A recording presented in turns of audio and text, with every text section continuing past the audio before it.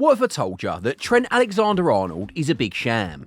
All his career so far has been hailed as one of the best players of his generation, but when it gets down to it, the question is Trent really the world's best right back? That's what we're about to find out. A lot of people think Trent started his career in Liverpool and spawned out of nowhere, but it's deeper than that, and it goes way back. In 2004, local Liverpool scout Ian Barragan was on the hunt for the next generation of talent to dominate the game, and once he saw how competitive Trent was, it became an instant connection, and after agreeing to a deal with his parents, Trent was in the Liverpool Academy. Now, the real challenge had started, because just like him, several other kids his age in the academy were equally good, meaning if he was going to take the next step up and turn pro, he'd have to prove himself. And in 2016, he finally got his big chance. The Carabao Cup, Liverpool got drawn against Tottenham in the 4th round, and coach Jurgen Klopp was all about giving the next generation a chance. He'd already heard about Trent at the youth team level and gave him the opportunity of a lifetime. He put in a solid performance and helped the team win. What happened next was a stoppage time cameo at Middlesbrough, then a man-of-the-match performance against Leeds United, and at this point the idea must have been to have Trent work his way up into the team gradually. But a few weeks later, he got the biggest test of his life. Liverpool's starting right back Nathaniel Clyne was injured, and they were going against Manchester United in one of the biggest games of the season, the North West Derby. Klopp now had a situation on his hands. It was either he played one of his man players out of position, or he trusted his young kid to go up against Anthony Martial, who was in insane form back then. In the end, Klopp chose Trent and gave him his full debut. The game ended 1-1, and Trent put in a defensive masterclass. He locked up Martial and kept the big guns from scoring. After that, Trent started notching up even more appearances from the bench for the team. Only now, the hype around him was building even more, and now it was clear Trent was on his way to becoming a first-team regular. But in 2017-18, his progress was fast-tracked. At the start of the season, Clyne was put again. This one was long-term, a serious back injury that was going to keep him out for a long time.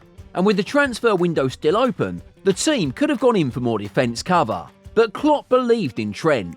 Just as the season started, Trent already had the big task of playing in one of the most important games of the season, Liverpool versus Hoffenheim in the Champions League qualifying rounds. And the objective was simple for the Reds if they wanted to play in the Champions League the next season. They simply had to win. Trent, he scored this. A free kick straight into the top bins. Trent's progression that season was a bit stop-start, but towards the end of 2017-18, he became a mainstay in the team and impressed so much that he made the starting lineup in the Champions League final for Liverpool, where they were set to take on Cristiano Ronaldo's Real Madrid team. Trent impressed, kept Ronaldo at bay, and at the end of the game, despite Liverpool losing the final 3-1, he had a lovely surprise waiting for him.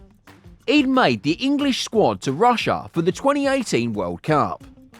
That season, Trent finished his league campaign with just 2 league assists and a Champions League runner-up medal. But what followed next, it'll blow your mind. 2018-19 and Liverpool became one of the most dominant forces in English football.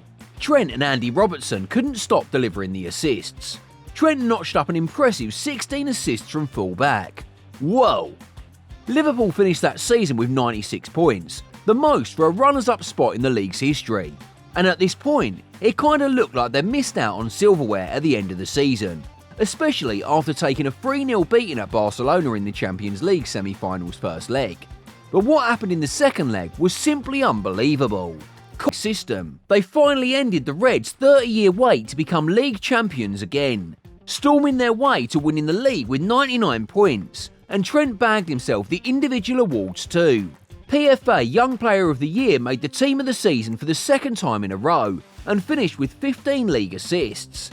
But see guys, the thing is, this period became very important in the Trent debate, because it was after this that Trent's form began to dip, and that's when the question around his position and future became a huge discussion. To provide context into what I'm talking about, 2020-21 saw Trent come up against some pretty decent wingers in the game, and he was getting cooked.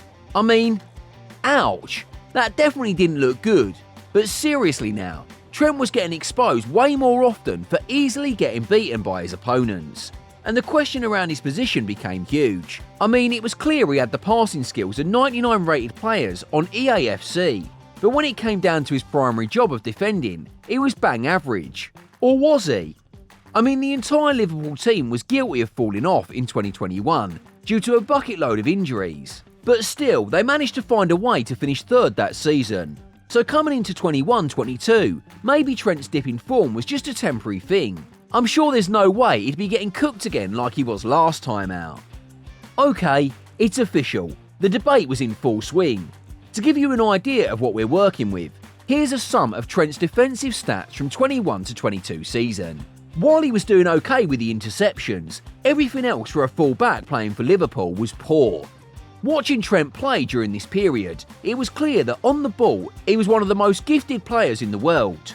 But off it, he was costing the team much more. The Reds did end up winning both domestic cups that season, the FA Cup and the Carabao Cup, but they lost out in the league to City by a point again, and lost to Real Madrid in the Champions League final, again. 2022-23, Trent was in the spotlight now. The World Cup in Qatar was fast approaching, and Trent's position was up for discussion. At the time, England had a bucket load of talent at right back. Apart from Trent, they had Kyle Walker, Reece James, Kieran Trippier, and even Aaron Wan-Bissaka. The argument for Trent was his passing ability, but other than that, he was below these guys for defensive stats. But by December, Trent was part of the England team on the plane to Qatar. But speaking about the competition itself, it's safe to say it wasn't what Trent would have been hoping for. He was on the bench almost every game. Post-World Cup now, and with Trent back in the Liverpool team, he was struggling. These are just the highlights. He was getting dribbled past easily, and worse now, it was really affecting the team, because Liverpool was in danger of not qualifying for the Champions League now.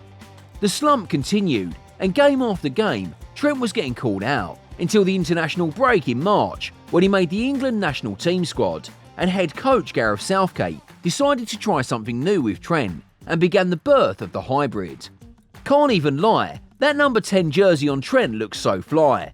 Southgate realised Trent's passing ability could make him an asset in the English midfield, and because of that, he started playing him on the wide right-hand side of midfield, just like Beckham used to all those years back. Once Jurgen Klopp saw this, he fell in love with the new Trent hybrid role, and coming back to the Liverpool squad, Jurgen decided to play Trent in midfield when the team had the ball, and it's safe to say it worked. 7 assists in his final 10 games of the season, and Trent was cooking. But with this new system change, he had a couple of problems too. See, because of how good Trent's been, Liverpool never really bothered to get a backup right back. Instead, Klopp just decided to rotate a couple of youngsters or squad players there whenever Trent was out. Coming into the current season, it was clear the plans were huge with Trent. With captain Jordan Henderson gone, Virgil van Dijk became the new captain of the team, and Trent, now 25, became vice-captain. Klopp continued the same trend from last season and started playing Trent in a double pivot midfield with Dominic Szoboszlai whenever they had the ball, and it was working wonders. Coming into December, they'd only lost one league game, and that was defeat with 9 men at Spurs. But still, Trent's new role doesn't mean the debate about him being a right back isn't off, because on a couple of occasions, it had to play in his customary role, like in the match against Manchester City, and Jeremy Doku had him on the ropes. Trent got dribbled past 10 times. Damn. But it kinda seems like Jurgen Klopp may have found the solution to end the Trent debate once and for all, because recently, another Liverpool youngster has stepped up and delivered big time. And just like Trent all those years back, he's a right back, and the kid's got huge potential. Don't have to be a genius to figure this out. Play Connor Bradley at right back, move Trent into midfield, and it could be scary hours for any opponent Liverpool face in the coming years. There you have it, guys, the Trent debate at right back explained. To be fair, he's a decent right back in terms of his numbers, but because he plays for one of the best teams in the world, safe to say every little mistake gets magnified.